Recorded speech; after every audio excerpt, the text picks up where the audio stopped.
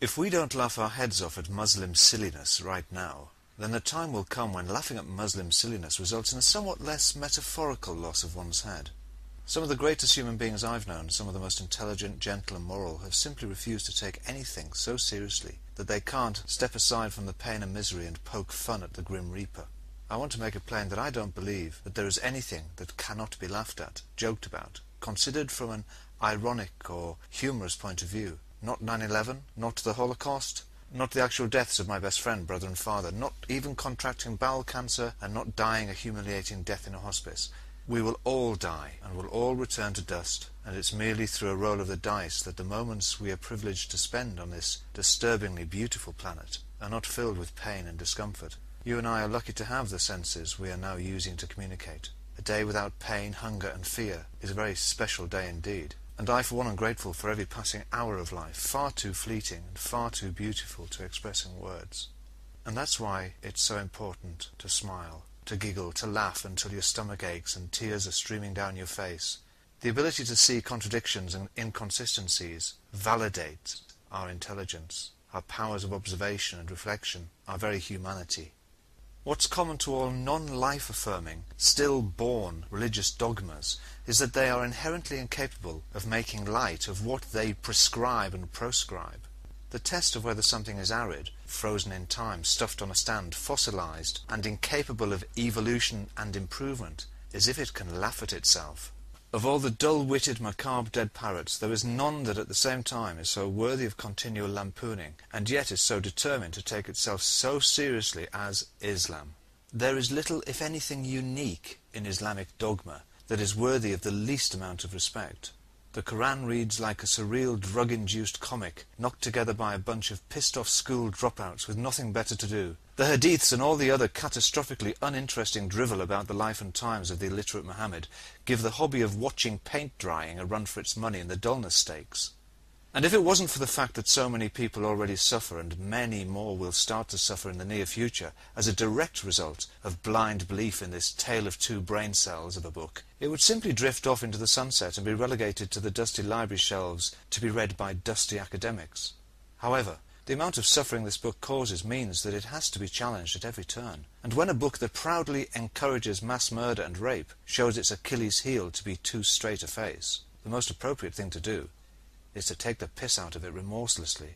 If you haven't read the Quran yet, get hold of a copy and read it from cover to cover. It will be well worth it. You'll soon see that it does not like criticism. Indeed, you die in the most unpleasant manner if you do so, but giving it right back between the myopic eyeballs with carefully aimed sarcasm and scathing wit has never been a more serious matter. Indeed, I believe it a matter of life and death, and not just of individual humans, but of Western civilization as we know it.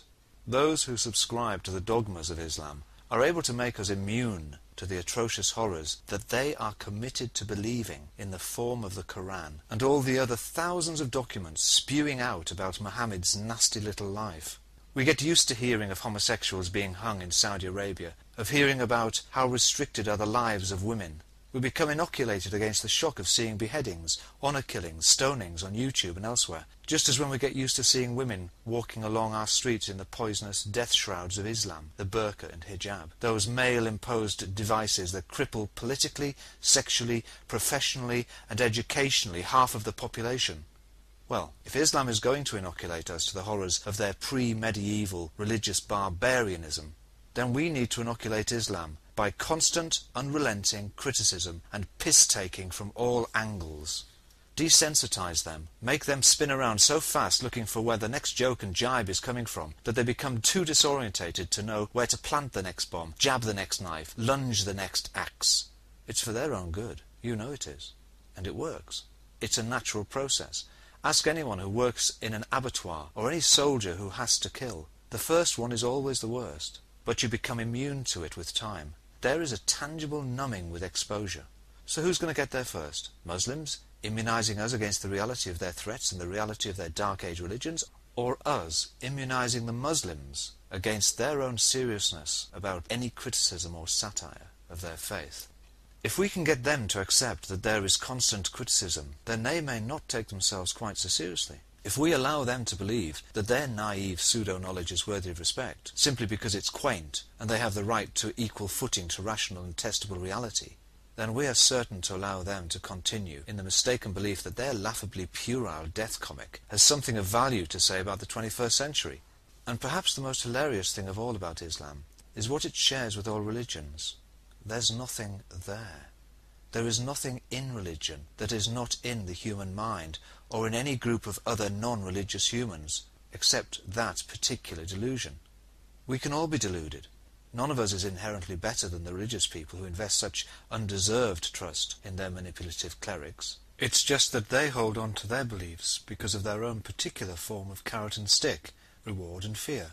Christianity has had its leg pulled for so long that you just know the Archbishop of Canterbury and the Pope are always trying to stop themselves from bursting into laughter as they see everyone taking their rubbish literally. You may think it's too shallow to say that the only reason they don't wet themselves laughing is because they don't want to lose their incomes.